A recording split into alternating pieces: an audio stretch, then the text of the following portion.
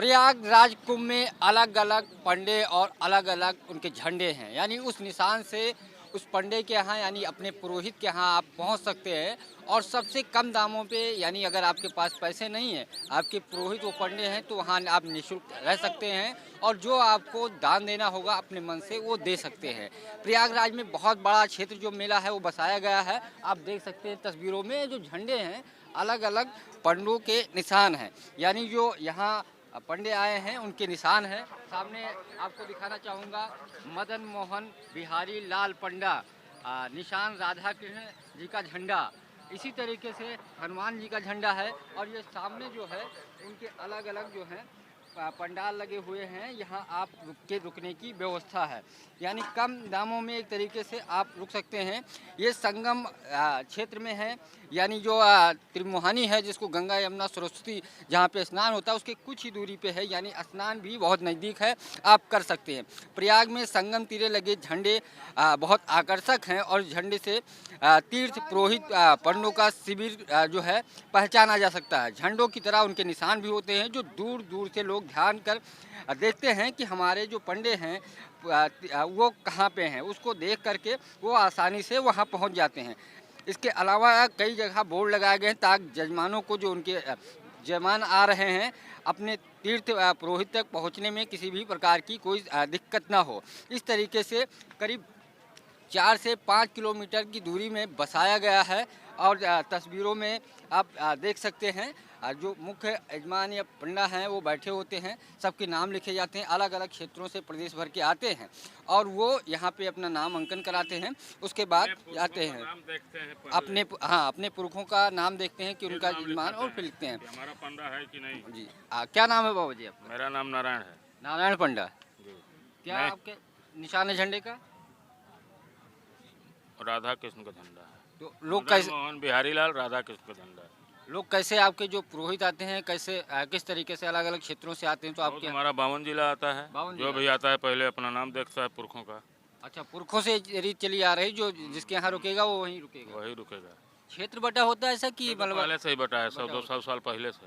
तो इन लोगों से कोई शुल्क वगैरह लिया जाता है या जो दान? कुछ नहीं, जो मर्जी से देते हैं वही लिया जाएगा। जो मर्जी से दान है तो फिर जो वो देंगे लिया जाएगा। जो देंगे।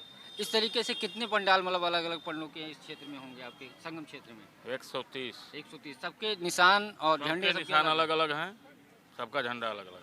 तो ये देख सकते हैं इसमें अपने जो उनके पुरखे हैं उनके नाम यहाँ पे मिलान होगा। उसके बाद यहाँ रुकेंगे। आपके पुरखे के नाम यहाँ जी मिल गया जी मिल गया। कितने सालों से आ रहे हैं आपके? अरे हम सैकड़न वर्ष सर। जी सर। वही नाम देख करके आप जी। यहाँ एंट्री? जी सर। कहाँ से आ रहे हैं? गांधी ग्राम बगैया सीधी जिला से। सीधी जिला किस जिला? एमपी में पड़ता है। एमपी में। आप भी एमपी से? जी सब हम लोग एक ही लोग। तो ये तस्वीरों में देख सकते हैं। इसी तरीके से पूरा जो है करीब 150 से ज़्यादा जो है पंडे हैं, उनके अलग अलग निशान हैं। तो पूरी कोशिश होती है। अब महादेव भागीरथ निशान, हनुमान जी का झंडा, रामा पंडा इनका जो निशान है वो अलग है। झंडा बहुत लंबे लंबे लगे होते हैं ताकि उनको किसी प्रकार की दिक्कतों का सामना ना करना पड़े। ये सालों से चला आ रहा है और इसी तरीके से चलता है। उसके बाद इनका जिला बटा होता है, क्षेत्र बटा होता है। जो लोग होते हैं वो आ करके यहीं रुकते हैं और सबसे खास बात ये है कि आपका किराया सिर्फ लगता है आने जाने का।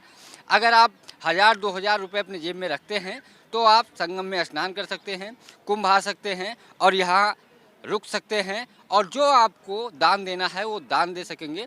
लेकिन जो जहाँ रुकता है, जिनके पुरखे यहाँ रुकते हैं उनके नाम नोट होते हैं, गांव नोट होता है और उसके बाद भी ये लोग जाते हैं अपने जो पुरोहित होते हैं वहाँ जाते हैं और उनके जो पुरोहित हैं वो आकर के यहीं रुकते हैं। इस पूरे संगम क्षेत्र में कई हेक्टेयर में बसाया गया है।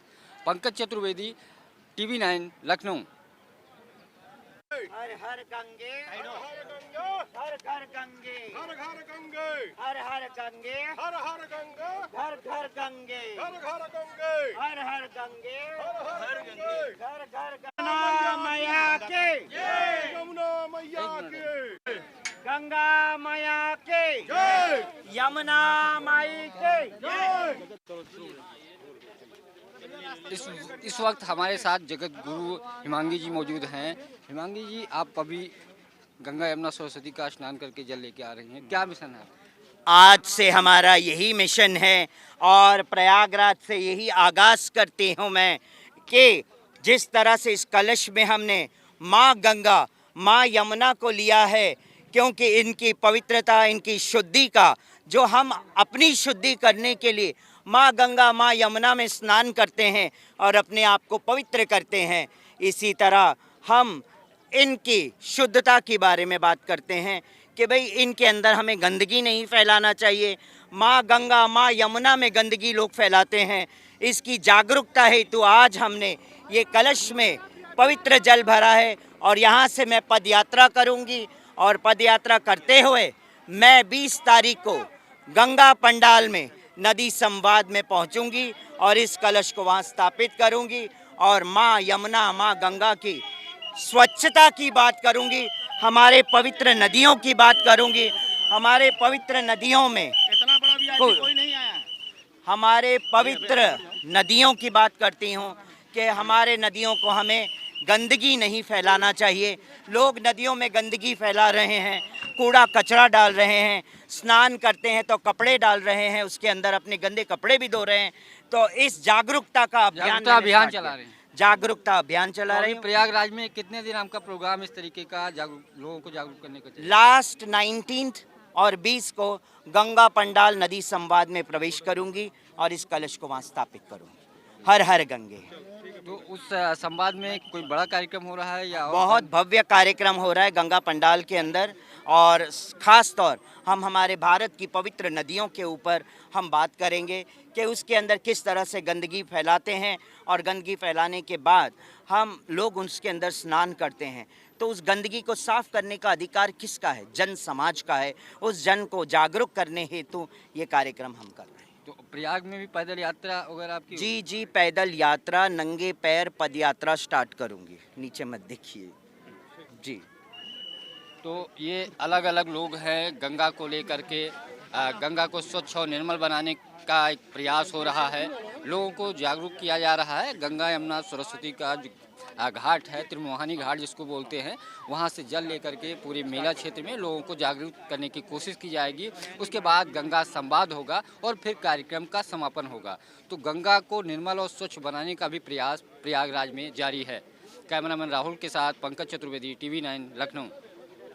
संगम नगरी में आए हुए धर्म और आस्था के समागम महाकुंभ मेले प्रयागराज में उपस्थित आप सभी श्रद्धालु बंधुओं, प्रयागराज के संगम घाट पे हम मौजूद हैं और संगम घाट पे लाखों लोग स्नान कर रहे हैं। आप नज़ारा देख सकते हैं, बड़ा दिव्य, अलौकिक और नव्य है प्रयागराज। इस बार पूरी तरीके से जो स्नान शुरू हुआ है 13 जनवरी से, वो तो शुरू ही हुआ है शाही स्नान के साथ, लेकिन रोज भी यहाँ लाखों की संख्या में श्रद्धालु आ रहे हैं और संगम में डुबकी लगा रहे हैं। कहा जाता है संगम में डुबकी लगाने का एक विशेष महत्व है।